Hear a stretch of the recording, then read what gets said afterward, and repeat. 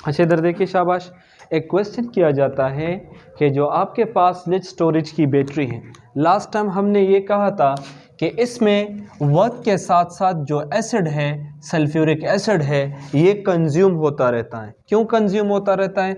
अगर आपको last time याद हो तो लिड, अगर आपके पास कोई इलेक्ट्रोड है, ये लिड इस सल्फेट आयन के साथ रिएक्शन करता है और लिड सल्फेट बनाता है। तो वक्त के साथ साथ ये जो सल्फ्यूरिक एसिड है ये कंज्यूम होता जाता है, और वक्त के साथ साथ ये जो साल्ट है, ये जो डिपोजिशन है लिड सल्फेट की, ये बढ़ता है।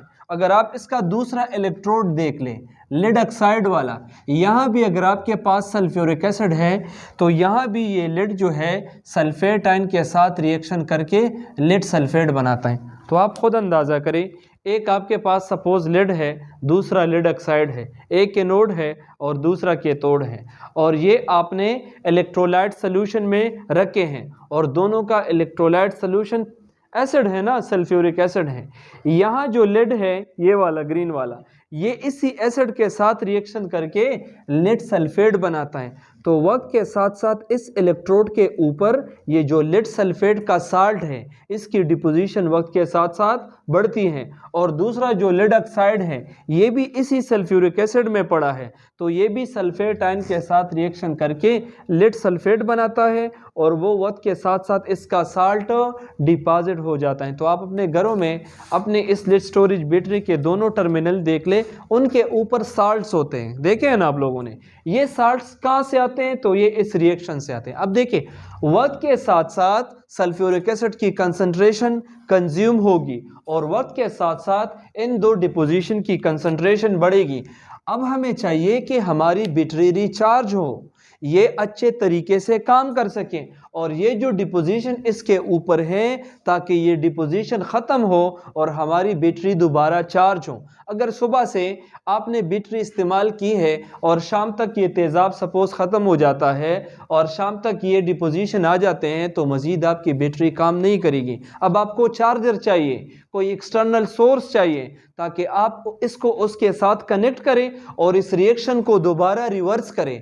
इसी प्रोसेस को कहते हैं रिचार्जिंग अ लिड स्टोरेज बैटरी, कि आप दोबारा ये केमिकल रिएक्शन रिवर्स करके बैटरी को दोबारा चार्ज कर सकें। तो आपने ये जो डिपोजिशन है इसको हटाना है। इस डिपोजिशन की वजह से आपके इलेक्ट्रोड अब काम नहीं करते, उनके ऊपर साल्ट्स हैं, तो इसकी रिवर्सिंग को आप कहते हैं रिचार्जिंग लिड स्टोरेज बैटरी। तो तरीका क्या है? सबसे पहले बैकग्राउंड ये है कि वक्त के साथ साथ सल्फ्यूरिक एसिड जो है वो इस्तेमाल होता रहता है और लिड सल्फेट की डिपोजिशन बढ़ती है। अब इसको कैसे रिवर्स किया जाए? तो इस इलेक्ट्रोकेमिकल रिएक्शन को रिवर्स करने के लिए हम कोई एक्सटर्नल सोर्स लेंगे, जिस तरह आप सोलर पैनल से या इन्वर्टर से या दूसरे डिवाइसेस से इलेक्ट्रॉनिक चार्जर है, उनकी मदद से आप इस बैटरी को दोबारा चार्ज करते हैं। तो तरीका ये है कि बैटरी का जो नेगेटिव टर्मिनल है वो एक्सटर्नल सोर्स का, जो अभी आप चार्जर आपने लिया है या जो भी है, उसके नेगेटिव टर्मिनल के साथ कनेक्ट करें, और आपका जो बैटरी का पॉजिटिव टर्मिनल है उसको आप एक्सटर्नल सोर्स के पॉजिटिव टर्मिनल के साथ कनेक्ट करें। अगर आपका एनोड लिड का है तो लिड का एनोड एक्सटर्नल सर्किट के पॉजिटिव टर्मिनल के साथ कनेक्ट करें, और आपका लिड ऑक्साइड अगर कैथोड है तो आप इसको बैटरी के नेगेटिव टर्मिनल, किसी एक्सटर्नल सोर्स के नेगेटिव टर्मिनल के साथ कनेक्ट करें। इसके साथ जब आप ये कनेक्ट करेंगे तो ये इलेक्ट्रोकेमिकल रिएक्शन रिवर्स होगा, और जो लिड सल्फेट है, यहाँ जो लिड सल्फेट है ये दोबारा डिकम्पोज होगा और हमें वापस फ्रेश इलेक्ट्रोड देगा, लिड देगा, और यहाँ पे जो लिड सल्फेट है ये दोबारा ब्रेकअप होगा और हमें लिड ऑक्साइड देगा। तो हमें दोनों की रिकवरी मिल जाएगी और हमारी बैटरी अगेन चार्जिंग की पर्पसेस के लिए हम इस्तेमाल करेंगे। ठीक है, शाबाश।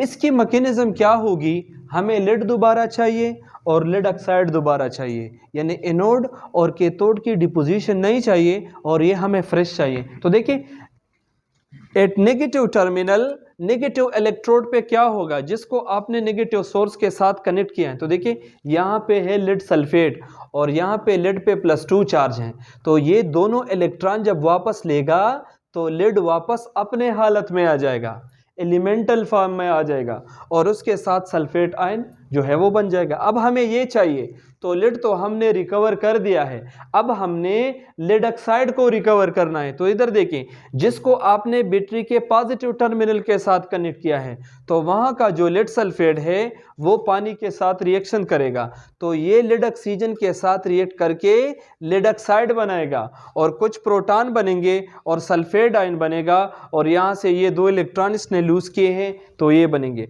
ओवरऑल नेट रिएक्शन क्या होगा, लेफ्ट साइड पे 2 इलेक्ट्रॉन गेन करते हैं ये, और यहाँ पे राइट साइड पे 2 इलेक्ट्रॉन लूज होते हैं, तो उनको आप काट दें।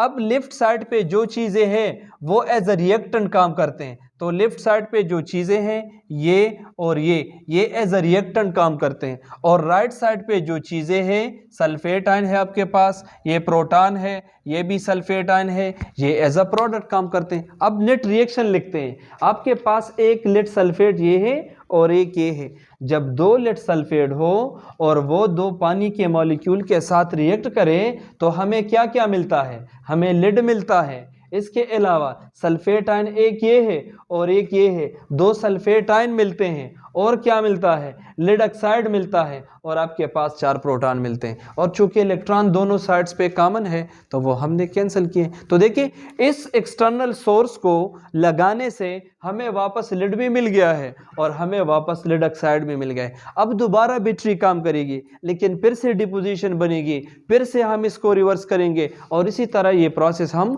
कंटिन्यू करते हैं। दूसरे तरीके भी ये कि ये बैटरी वक्त के साथ साथ इसकी एफिशिएंसी कम होती है, वो डिपेंड करती है एसिड पे भी।